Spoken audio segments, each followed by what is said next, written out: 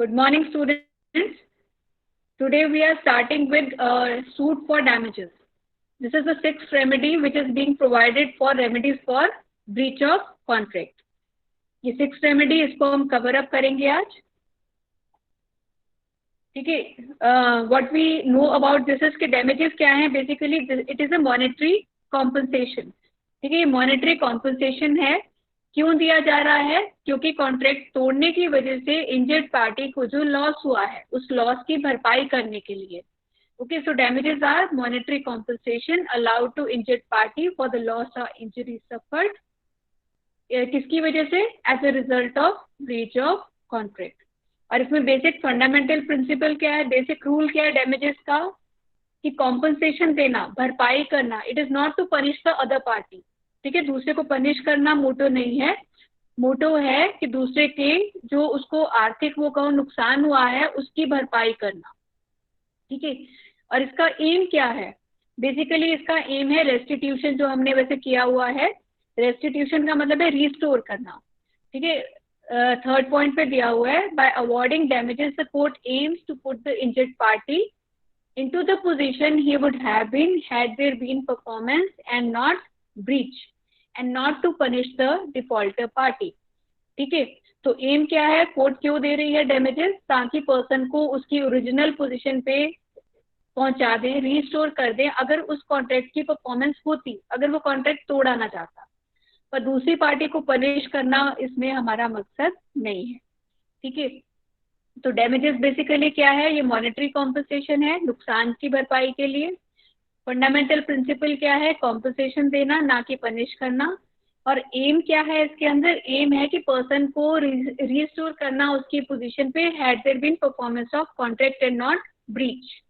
ठीक है, इसी में हम काइंड्स ऑफ डैमेजेस अभी देखेंगे.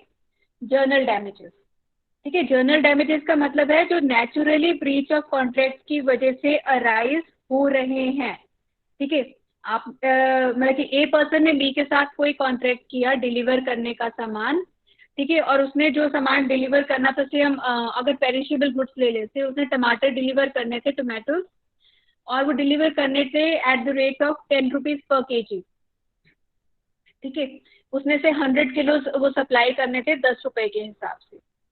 इन द मीन टाइम क्या हुआ, मतलब कि जिस डेट को डिलीवर करने थे उस डेट को दूसरे पर्सन ने डिलीवरी लेने से मना कर दिया. तो वो पर्सन को क्या हुआ? उसको लॉस हो गया. ठीक है, बाकी उसमें है कि उसने क्या किया, फिर उसी दिन वो टमाटर क्योंकि बिल्कुल सड़ जाएंगे, खराब हो जाएंगे, वेट करेगा, उसने उसी दिन उसे 4 रुपए में बेच दिया दूसरी पार्टी को. तो उसको 6 रुपीज का नुकसान हुआ. So this 6 rupees is the damage which is naturally arising out of breach of contract. ठीक है, तो वो जर्नल डैमेजेस हो जाएंगे. I hope you have understood this. Yes ma'am. Then है स्पेशल डैमेजेस. ठीक है, स्पेशल डैमेजेस का मतलब ये है कि अगर कोई कॉन्ट्रैक्ट से रिलेटेड कोई स्पेशल सर्कमस्टेंसेस हैं तो वो दूसरी पार्टी को एडवांस में ही बताए जाए. ठीक है, मतलब हम एग्जाम्पल इसमें ले सकते हैं. मतलब कि एक सपोज एक पर्सन ने ट्रेन के द्वारा अपना कोई सामान किसी एग्जीबिशन कानपुर में लगनी थी. ठीक है, एक कोई वो मतलब कि कपड़ों की कोई ऐसे कोई मतलब एग्जीबिशन थी, और एक टेलर ने इधर से कपड़े स्टिच करके उसने वो भेजने थे उधर एग्जीबिशन में. बट एग्जीबिशन में क्या हुआ कि उसने रेलवे कंपनी को बता दिया कि ये मेरा जो सामान है ये 15 तारीख तक उधर पहुंचना बहुत जरूरी है क्योंकि 16 को एग्जीबिशन है. लेकिन अगर सामान उसने पहले बता दिया, स्पेशल जो सर्कमस्टेंसेस थे दूसरी पार्टी के नोटिस में डाल दिया, और उसके बावजूद अगर सामान 15 की जगह 18, 17, जब भी 16 को पहुंचता है, then in that case that person can claim special damages. ठीक है, जो उसको प्रॉफिट का लॉस हुआ है वो इसमें वो क्लेम कर सकता है. पर इसमें शर्त क्या है? that the person should have notified the other person in advance what are the special circumstances. कि एग्जीबिशन की वजह से टाइमली पहुंचना बहुत जरूरी है. उसके बाद ये पहुंचे तो ये बेमानी है, इसका फायदा नहीं है. So that was special damages. उसके बाद है विंडिक्टिव डैमेजेस और एग्जाम्पलरी डैमेजेस.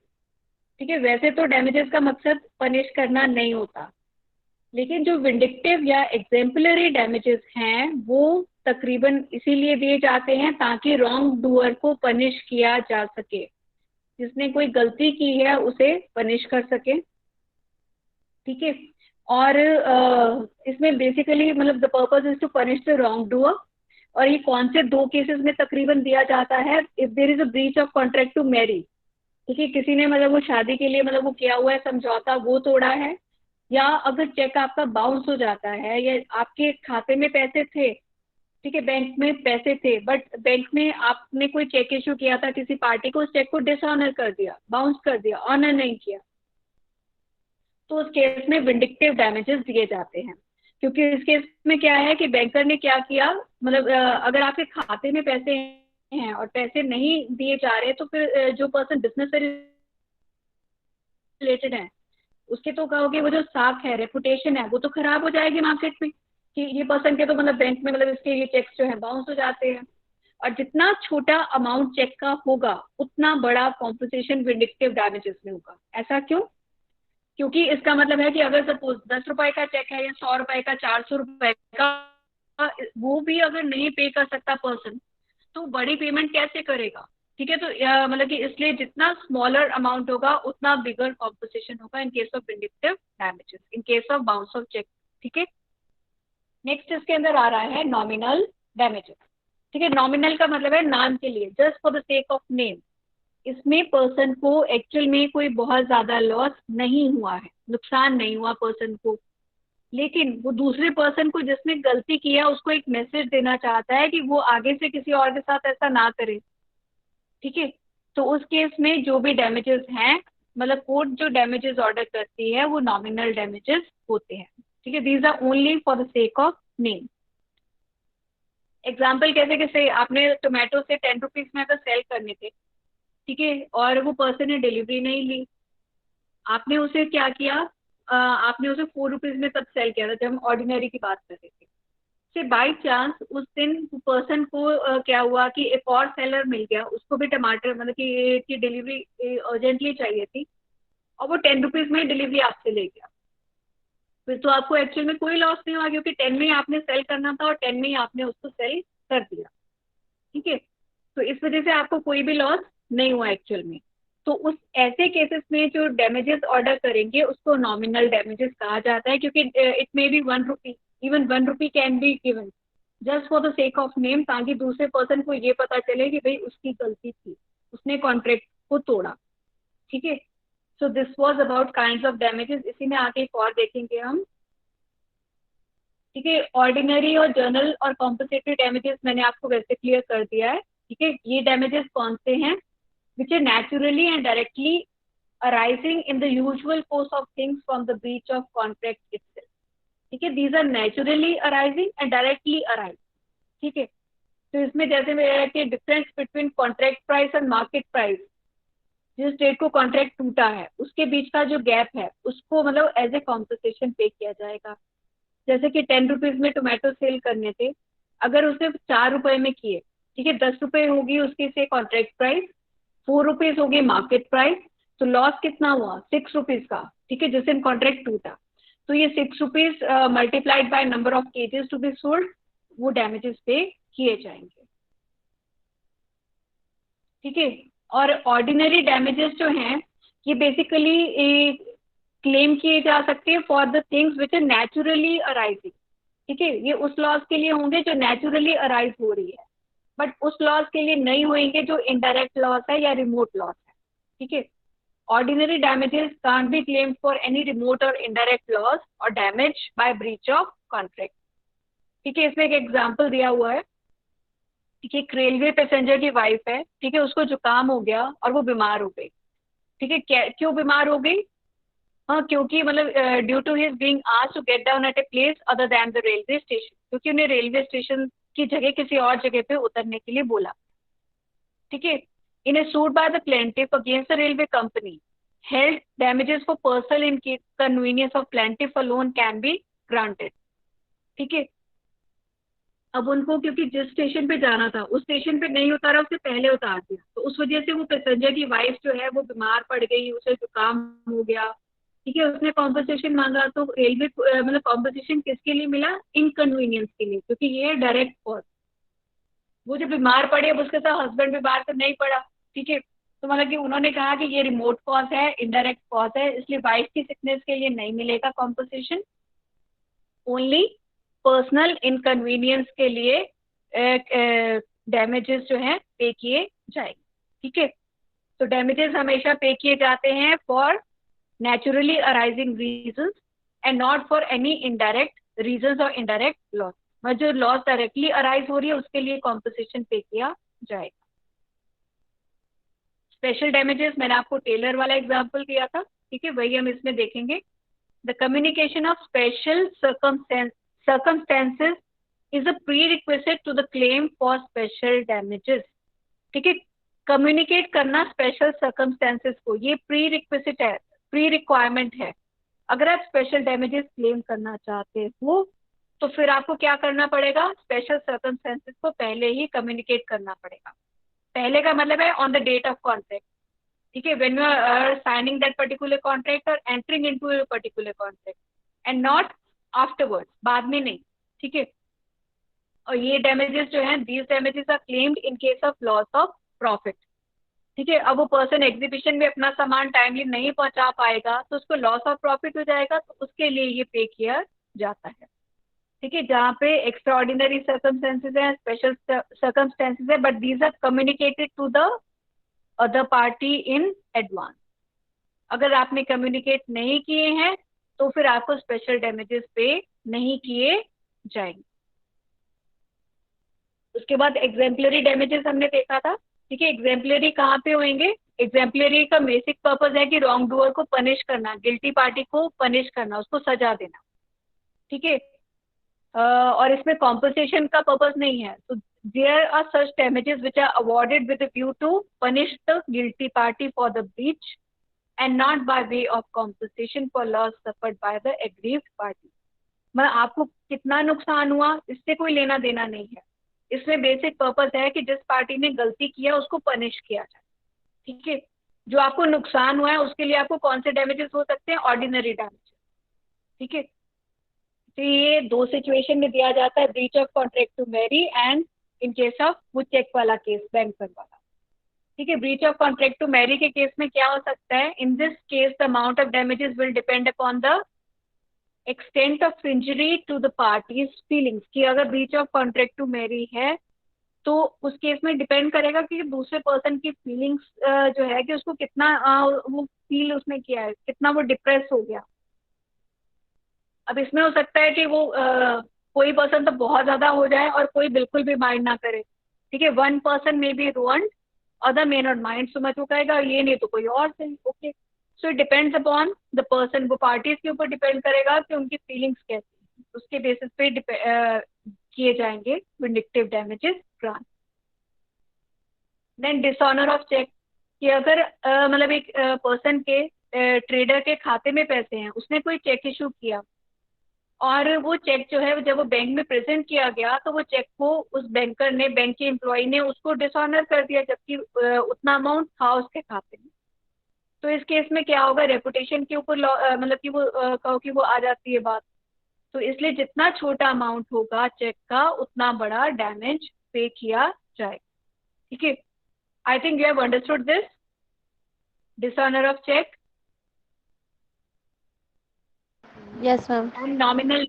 ओके, तो नॉमिनल डैमेजेस कौन से, which are awarded for the name sake, नाम के लिए। पर्सन को एक्चुअल में कोई लॉस नहीं हुआ है, ठीक है, बस गिल्टी पार्टी को एक थोड़ा सा सबक सिखाना है, इसलिए वो उसको डैमेजेस इसमें पे किए जाए। तो these are neither awarded by way of compensation, compensation भी नहीं है इंजर्ड पार्टी के लिए क्योंकि उसे लॉस हुआ ही नहीं। ठीक है, nor by way of punishment to the guilty party, ना ही गिल्टी पार्टी को पनिश के लिए करने के लिए पे कर रहे हैं।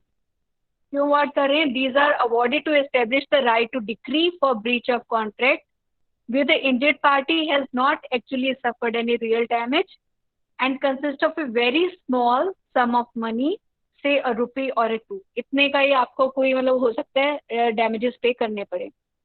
ठीक है, क्योंकि पर्सन को एक्चुअल में कोई डैमेज नहीं हुआ है। इसमें बेसिक पर्पस है राइट टू डिक्री, कि कोर्ट से ऑर्डर आ गया कि भाई दूसरा पर्सन जो है मतलब उसने नुकसान पहुंचाया है। ठीक है,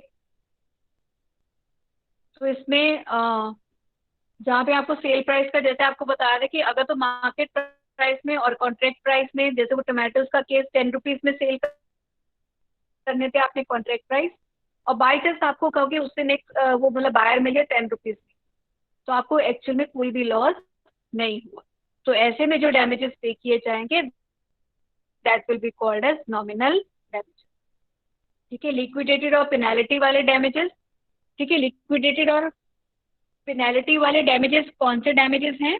जो हम शुरू में ही एडवांस में ही एग्री कर लेते हैं, जिससे कॉन्ट्रैक्ट बन रहा होता है, उसी वक्त ए और बी पार्टी दोनों मिलकर आप इसमें डिसाइड कर लेंगी कि अगर कल को इस कॉन्ट्रैक्ट में ब्रीच होती है, कॉन्ट्रैक्ट तोड़ा जाता है, तो उस केस में क्या होगा? कॉम्पनसेशन पे करेगी दूसरी पार्टी, और वो कॉम्पनसेशन कितना होगा ये पहले ही डिसाइडेड होगा, तय किया जाएगा। ठीक है, उसको लिक्विडेटेड डैमेजेस कहते हैं और पेनाल्टी। ठीक है, इसमें बेसिक पर्पस है कि दूसरा पर्सन इस तरह से कि अगर कॉन्ट्रैक्ट में ब्रीच हुई तो ये डैमेजेस पे करने पड़ेंगे, उसकी वजह से वो कॉन्ट्रैक्ट को परफॉर्म करना पसंद है। ये बेसिक मोटो है। Sometimes parties themselves, at the time of entering into a contract, agreed that a particular sum will be payable by a party in case of breach of contract by him. ठीक है, तो इस case में parties खुद से agree कर रही हैं, जब एक पर्टिकुलर सम वो पहले ही डिसाइड कर रही हैं जो पे किया जाएगा, और इस सम को लिक्विडेटेड डैमेजेस कहते हैं, या हम इसे पेनल्टी भी कह सकते हैं। इसका बेसिक एसेंस क्या है, मतलब इसमें जो एसेंशियल रिक्वायरमेंट क्या है? Genuine pre estimate of damages, कि जो नुकसान आपका होगा उसका पहले ही जेन्युइन एस्टिमेट लगाओगे। ठीक है, उसी अमाउंट को आप as a damage, as a compensation fix करोगे। ठीक है, तो इसमें स्टिपुलेटेड सम जो है वो क्या होगा? Basically it will be a pre estimate of loss which might happen to them in case the contract was broken by any of them. ठीक है, तो इसमें बेसिकली पर्पस ये है कि जो पार्टीज हैं वो कॉन्ट्रैक्ट को परफॉर्म करें, और अगर वो नहीं करेंगे तो उनको पहले मालूम है कि भाई कि कितना उन्हें पेनाल्टी लगेगी। ठीक है, तो इसमें जो एसेंस है पेनाल्टी के केस में वो क्या है? On the other hand, the essence of penalty is a payment of money stipulated as in terrorum of the offending party. ठीक है, एसेंस ऑफ पेनल्टी क्या है? कि दूसरे पर्सन को टेरर में डरा के, ठीक है, कि वो इतना डर जाए कि वो सोचे इससे बेटर है कि better to perform the contract rather than paying the penalty. ठीक है, तो इसमें बेसिक ऑब्जेक्ट क्या है? Object is with the object of coercing the offending party to perform the contract.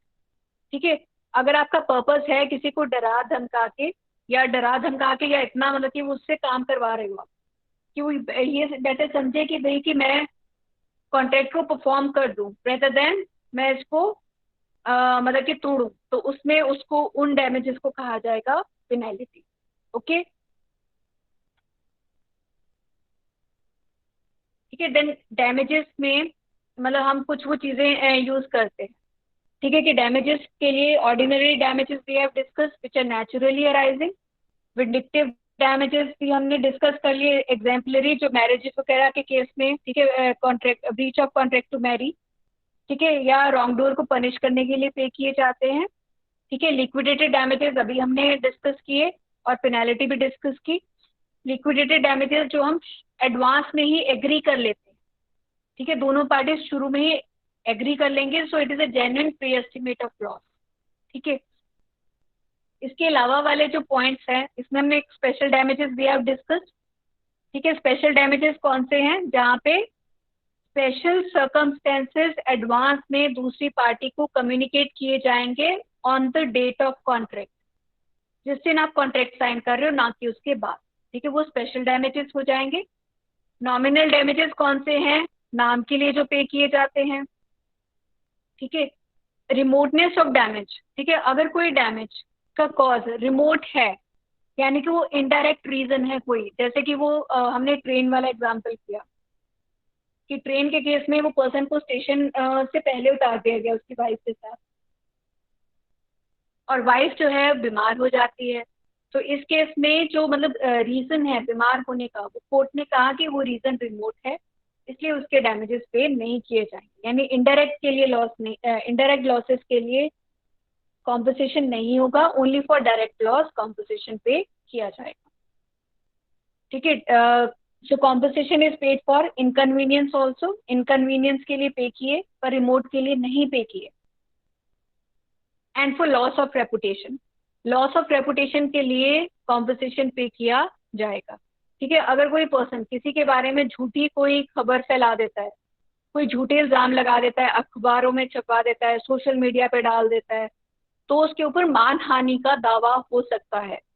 ठीक है, कि तो उस केस में लॉस ऑफ रेपुटेशन के लिए डैमेजेस कैन बी सॉट, और ये डैमेजेस जो है बहुत इनके कहोगे मॉनेटरी वो जो है कि काफी ज्यादा मतलब वो भारी महंगा पड़ता है।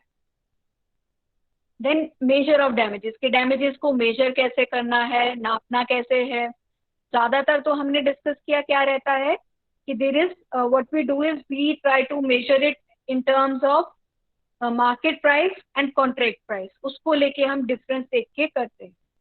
ठीक है, अगर तो जिस दिन कॉन्ट्रैक्ट टूटा है उस दिन मार्केट प्राइस और कॉन्ट्रैक्ट प्राइस में कोई डिफरेंस ही नहीं है तो नॉमिनल डैमेजेस की तरह हो जाएगा। बट इनकेस उसके अंदर डिफरेंस है तो that difference will be paid. इसी से रिलेटेड आगे पॉइंट्स हैं मेजर ऑफ डिफरेंसेस डैमेजेस से रिलेटेड। ठीक है, उसे आगे हम करेंगे अभी। ठीक है, उसके बाद है कॉस्ट ऑफ सूट, कि एक पर्सन है फिर अगर उसको डैमेजेस क्लेम करने हैं तो कोर्ट में जाना पड़ेगा। कई बार क्या होता है कि कोर्ट क्या करती है, अब कोर्ट में आप ऐसे सीधे तो नहीं जा सकते, आपको वकील की फीस, कचहरी की फीस सब पे करनी पड़ेगी, तो उस अमाउंट को कहते हैं कॉस्ट ऑफ सूट। ठीक है, तो कई जगह पे क्या होगा कि कोर्ट क्या करेगी, जो इंजर्ड पार्टी है उसको कॉस्ट ऑफ सूट भी साथ में प्रोवाइड कर सकती है। ठीक है, the aggrieved party is entitled in addition to damages to get the cost of getting the decree for damages from the defaulter party। यानी कि जो इसमें एग्रीड पार्टी है, इंजर्ड पार्टी है, कोर्ट ये ऑर्डर कर सकती है decree, decree is a court order, तो कोर्ट उसमें ऑर्डर कर सकती है कि जो डिफॉल्टर पार्टी है कि वो उसको डैमेजेस भी पे करेगी, प्लस जो उसने वकील की फीस का, कचहरी का जो भी खर्चा बियर किया है वो भी डिफॉल्टर पार्टी ही पे करेगी। ठीक है, लेकिन ये किसकी मर्जी के ऊपर है, कचहरी के ऊपर। ठीक है, कोर्ट के ऊपर।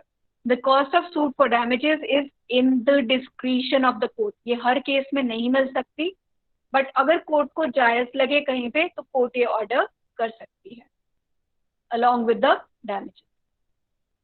ठीक है, अब वो मेजर ऑफ डैमेजेस वाले पॉइंट पे हम आ रहे हैं कि मेजर ऑफ डैमेजेस से रिलेटेड रेलिवेंट पॉइंट्स क्या क्या है।